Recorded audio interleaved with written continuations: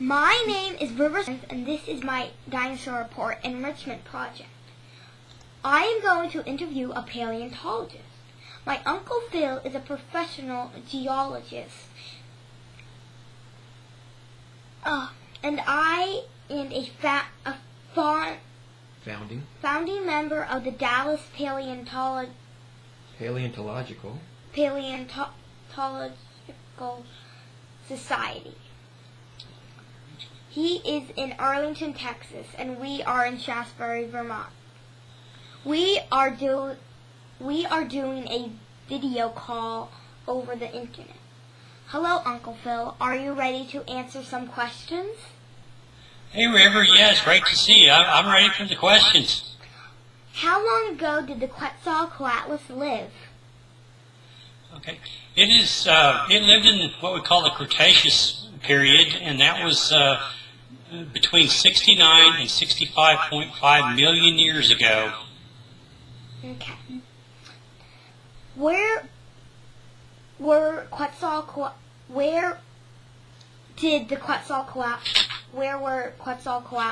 ears?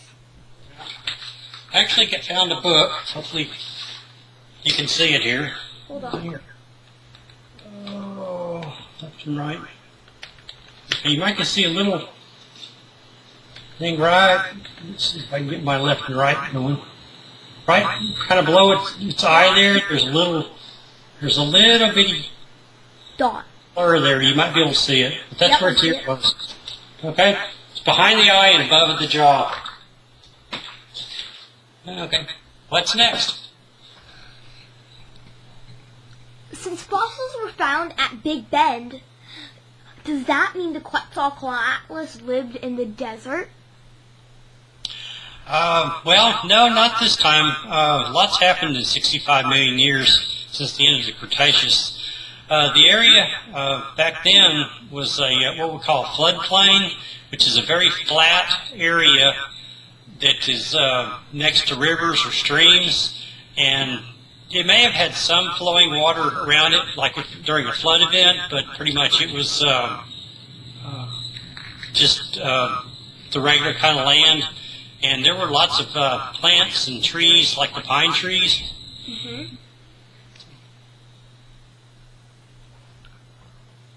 Okay. How do paleontologists figure out how a skeleton is supposed to go together? The dinosaur. Well, we take what we found and we compare it to something similar. For example, the thigh bone, and I've got one right here from a bison that has this rounded area on the end of it here, and this fits up into the hip.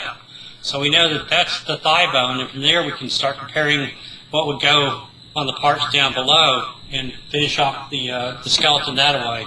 Okay.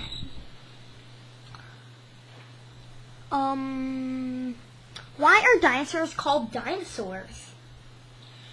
Well, the term dinosaur comes from a group classification that paleontologists call Dinosauria. The group was named back in 1842 after several large lizard-like fossil bones had been found, particularly in England. And Dinosauria means terrible lizard.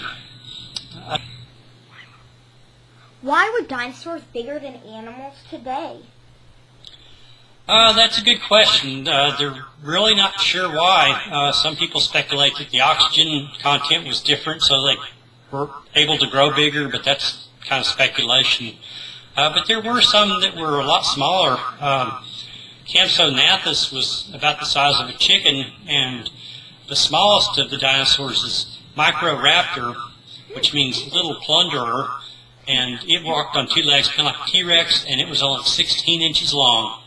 That is a foot and 4 inches. Yep, it is. That's pretty small. Yeah. Okay. What was the tallest dinosaur? I don't have a specific one that I can tell you, but sauropods, they were the tallest. They were the ones with the big, thick legs and the real long, snaky necks. And they could eat out of the tops of trees, probably at least 2 stories high.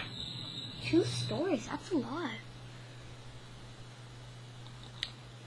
How big is the biggest dinosaur fossil? Okay. The dinosaur Argentinosaurus, it grew up to 130 feet long. It weighed 110 tons, which is equivalent to 2.75 fully loaded semi-trucks. That includes the cab and the engine and the tires and everything else. Wow, that's a lot. Yes. How do we know what color dinosaur skin was?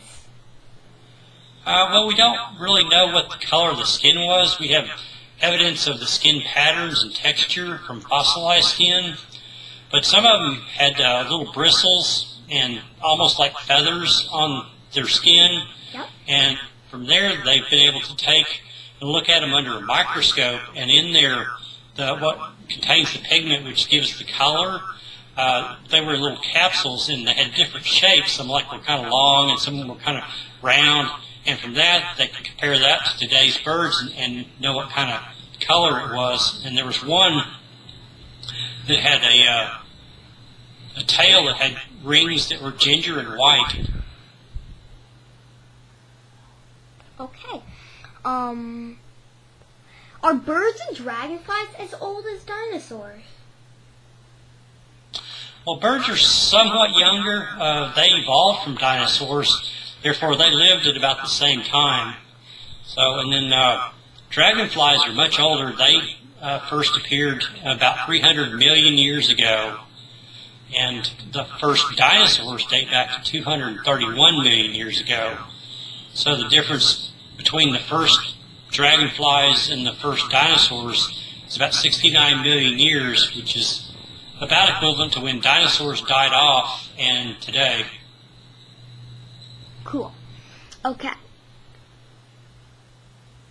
How many different kinds of dinosaurs were there? There's about 500 of them. That's just, separating out Tyrannosaurus from Stegosaurus and things like that. And there's about 500 of them or more. Okay.